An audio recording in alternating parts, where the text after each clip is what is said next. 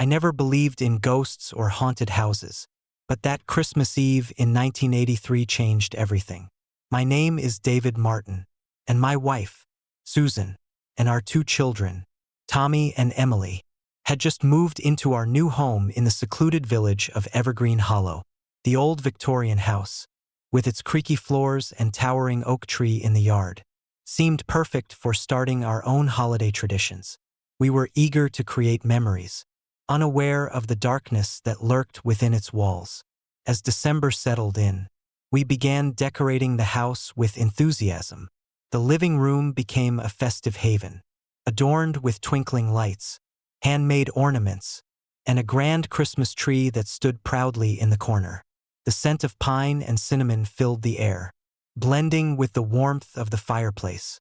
On Christmas Eve, we gathered around the table for a hearty dinner, laughter echoing through the rooms as we shared stories and planned our gift exchange. But as night fell, an unsettling feeling began to envelop the house. It started subtly, an ornament slipping from a branch, only to be found shattered on the floor. Doors that we were certain we had closed securely began to creak open and shut on their own, the hinges whining in protest.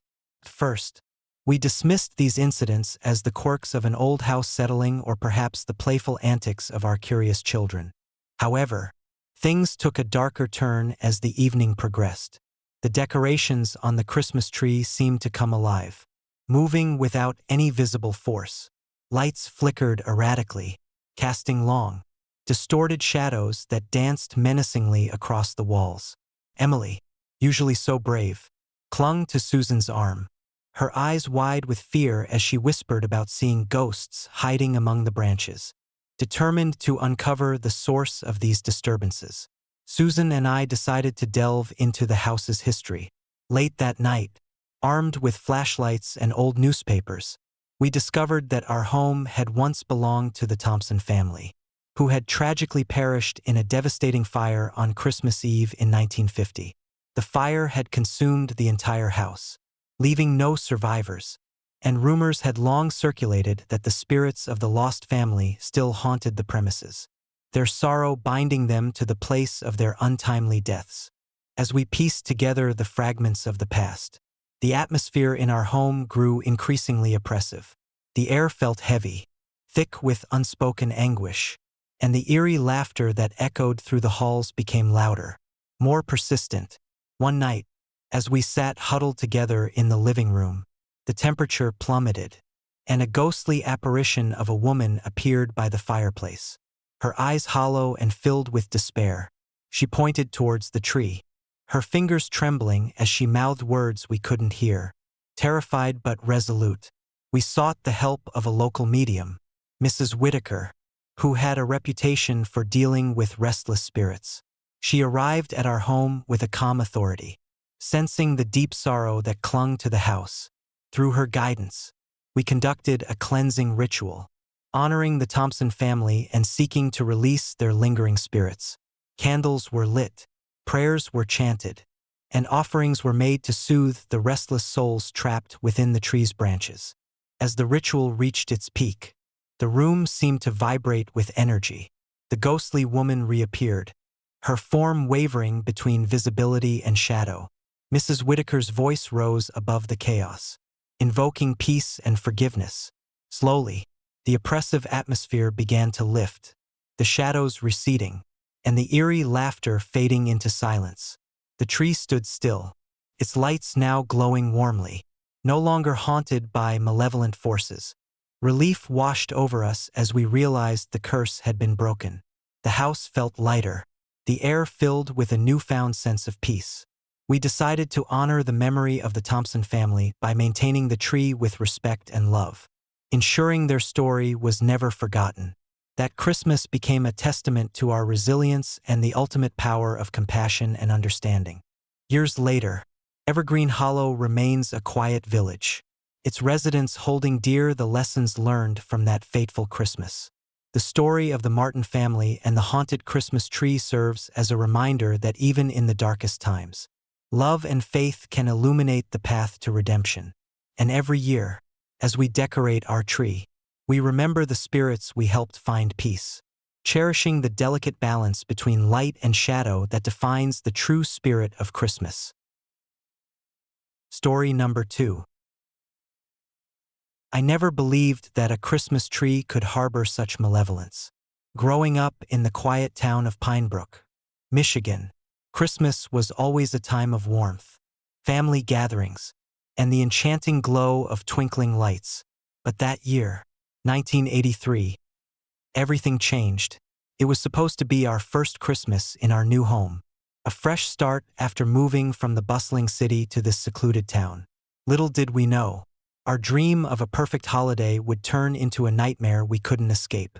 My name is Michael Harris, and my wife, Linda, and our 2 children, Sarah and Tommy, had been eagerly anticipating our first Christmas in Pinebrook.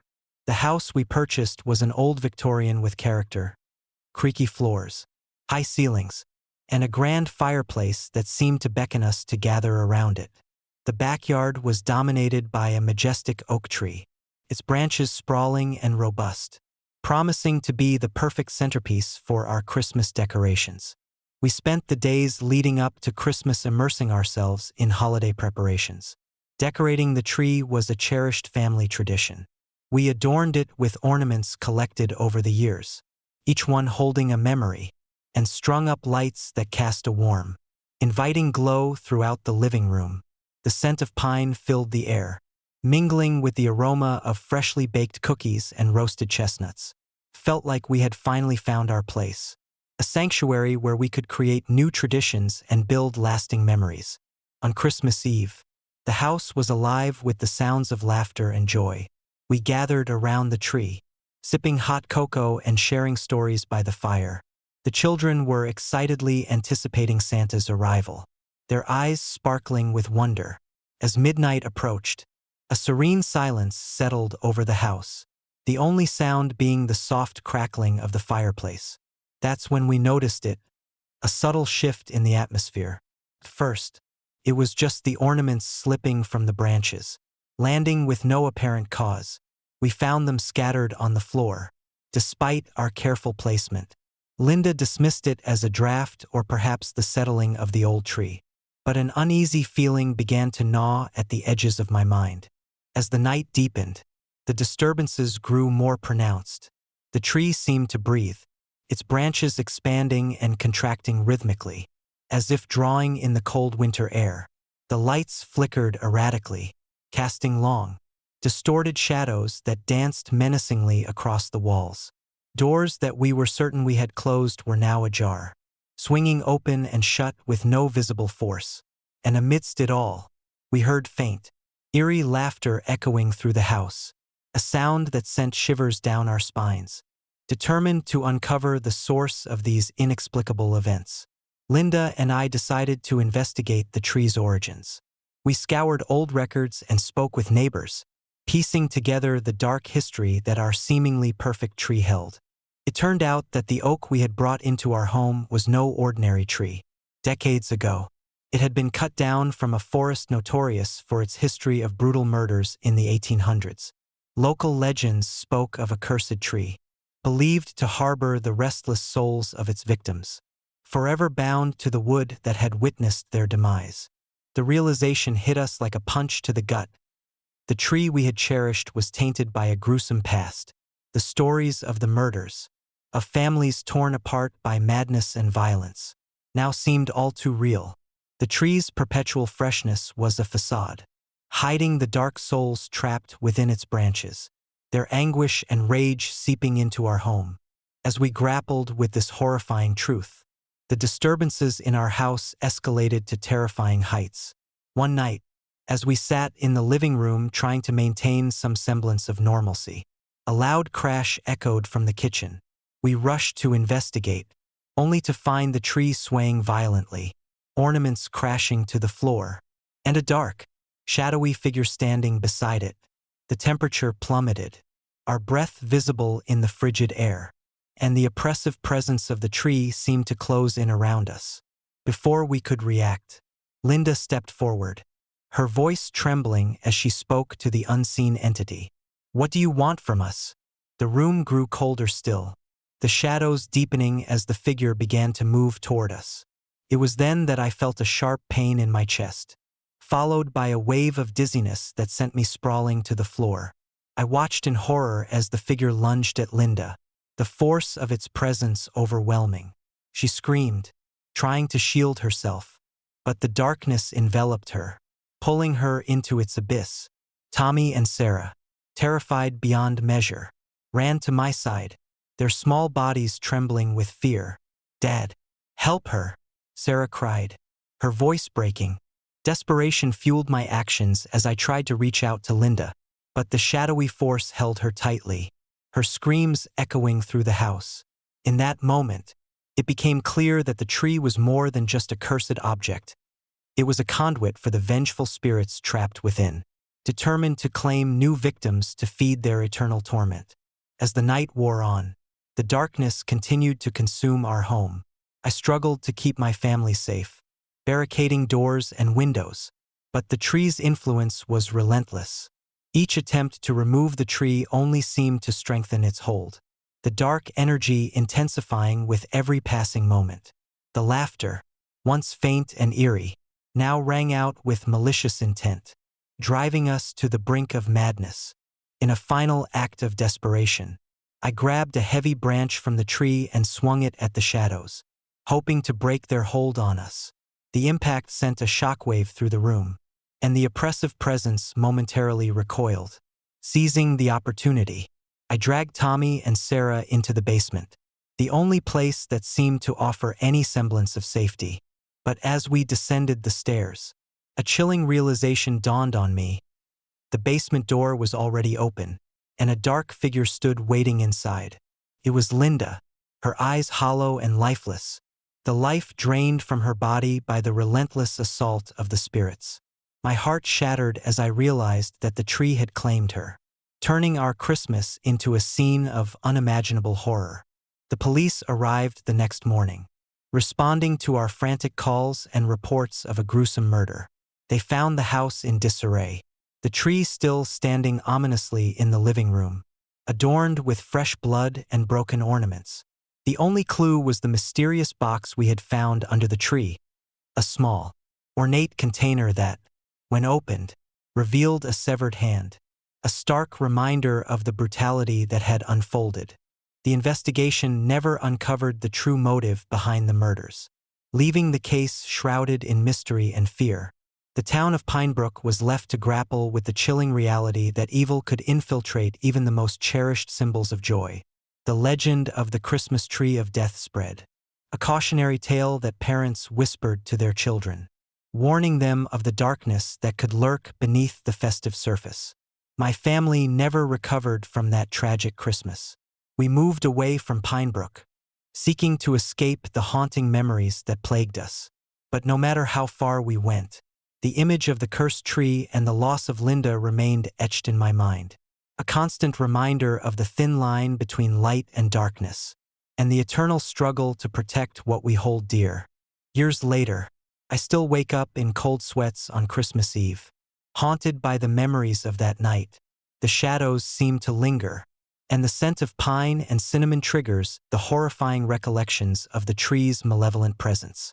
I tell my children the story, a grim reminder of the fragility of joy and the ever-present potential for darkness to invade our lives. So, as you gather with your loved ones this holiday season, cherish each moment and embrace the light. Remember that behind every twinkling light and every cheerful laugh, there may lie untold stories of sorrow and vengeance. Protect your happiness, honor your loved ones, and stay vigilant, for even in the season of miracles, shadows can descend, waiting to shatter the peace we hold so dear. Story number 3. I never imagined that the jolly image of Santa Claus could become a symbol of pure terror. Growing up in the sun-soaked suburbs of Los Angeles, Christmas was always a time of joy and wonder. Twinkling lights adorned every house, children's laughter filled the air, and the spirit of giving was palpable. But Christmas Eve of 1954 changed everything, unveiling a nightmare that still haunts me to this day. My name is Jack Thompson, and I was 25 years old when the legend of the murderous Santa Claus began. I lived with my wife, Mary, and our 2 children, Tommy and Lucy, in a modest house on Evergreen Drive. It was our first Christmas in our new home, a fresh start after moving from the bustling city to this quiet neighborhood. We were eager to create our own holiday traditions, unaware of the darkness that was about to descend upon us. On December 24th, the air was crisp, and a light snow began to fall, covering our street in a soft, white blanket. We spent the day decorating our house, hanging ornaments collected over the years and stringing up lights that bathed our living room in a warm, inviting glow. Tommy and Lucy were especially excited, their eyes sparkling with anticipation for Santa's arrival. As night fell, we gathered around the dinner table, enjoying a hearty meal of roast beef, mashed potatoes, and cranberry sauce. The fireplace crackled, casting a cozy ambience that made us feel safe and happy. After dinner, we moved to the living room to exchange gifts. The tree stood proudly in the corner, its branches heavy with decorations and twinkling lights. Tommy and Lucy eagerly tore open their presents, their laughter filling the room. Mary and I shared smiles, feeling grateful for the happiness that our family brought each other. Little did we know, this would be our last Christmas together. Around midnight, a loud knock echoed through our home, startling us all. Mary glanced at me, her eyes wide with concern. "Who could that be at this hour?" she whispered. I walked to the front door, peering through the peephole. There, standing on our porch, was a man dressed as Santa Claus. His suit was immaculate, his beard perfectly groomed, and his eyes held an unsettling intensity that didn't match the jolly image we were accustomed to. "Hello," I called out, trying to keep my voice steady despite the unease creeping up my spine. To my surprise, the man smiled, a smile that didn't reach his eyes. "Merry Christmas," he replied, his voice calm but cold. Mary and I exchanged nervous glances. "Come in, Santa," I said hesitantly, stepping aside to let him enter. The moment he crossed the threshold, a chill swept through the house, extinguishing the warm glow of the fireplace. The atmosphere grew heavy, the air thick with an inexplicable tension. The man didn't speak further. He simply stood there, his gaze fixed on us with an eerie stillness. As minutes passed, the warmth of our home seemed to wane under his presence. Without warning, the man's facade crumbled. He reached into his coat and pulled out a gleaming pistol, the metal catching the dim light of the room. Panic surged through me as he pulled the gun, his eyes devoid of any humanity. "Stay back," he commanded, his voice now cold and threatening. I took a step back, trying to keep my distance. "What do you want?" I demanded, my voice shaking. He didn't respond. Instead, he raised the gun, aiming it directly at us. "You've been naughty," he hissed, his voice a guttural growl. "It's time for punishment." Fear paralyzed me as I watched him move with unnatural speed. Mary grabbed me by the arm, pulling me away from the table, while Tommy and Lucy clung to us, their innocent faces now etched with terror. The man advanced with a predatory grace, his presence oppressive and menacing. "Run!" I shouted, trying to muster the strength to protect my family. But my legs felt like lead, the sheer horror of the situation making it impossible to move. The man in the Santa suit lunged forward, the gun aimed unwaveringly at us. In a desperate attempt to save my family, I swung my arm, aiming to knock the gun away. The impact connected, and the pistol clattered to the floor. The man recoiled, his eyes burning with a dark fury. Without warning, he launched himself at us, the gun now in his hands, blood already seeping from a wound on his forearm. I could see the madness in his eyes, a reflection of a tormented soul lost to darkness. As he raised the gun again, Mary screamed, pulling our children closer. "We need to get out of here," she cried, her voice breaking with fear. I managed to drag Mary and the kids toward the back door, the man relentlessly pursuing us. The house seemed to warp around us, the rooms elongating and twisting as if alive with malevolent intent. The sounds of our frantic footsteps echoed through the halls, mingling with the man's heavy breathing and occasional, sinister laughter. We burst into the snowy night, the cold air biting at our faces as we ran down the driveway. The man in the Santa suit followed, his footsteps pounding through the snow, each step bringing him closer. The street was eerily quiet, the festive lights of our neighbors' homes now mere blurs as we sprinted for our lives. Just as the man was about to catch up, we reached the end of the driveway and plunged into the darkness of the surrounding woods. The trees loomed ominously, their branches like skeletal fingers reaching out to trap us. Panic drove us deeper into the forest, the sounds of the man's pursuit growing fainter but never disappearing entirely. We stopped to catch our breath, huddling together beneath a thick canopy of pines. The snow continued to fall, blanketing the ground in silence. We listened, hearts pounding, praying that the man would lose us in the vast wilderness. After what felt like an eternity, the sounds of pursuit ceased, replaced by the soft whisper of the wind through the trees. Days passed before we returned to civilization, the trauma of that Christmas Eve still raw and haunting. The police launched an investigation, but the man in the Santa suit had vanished without a trace, leaving behind only fear and unanswered questions. The tree in our living room, once a symbol of joy, now stood as a chilling reminder of the darkness that had invaded our lives. The community was gripped with fear, parents warning their children to stay indoors on Christmas Eve, lest they fall victim to the sinister figure that had shattered our peace. The legend of the murderous Santa Claus spread, a cautionary tale told around fireplaces and in hushed tones, a dark shadow cast over the festive spirit we once cherished.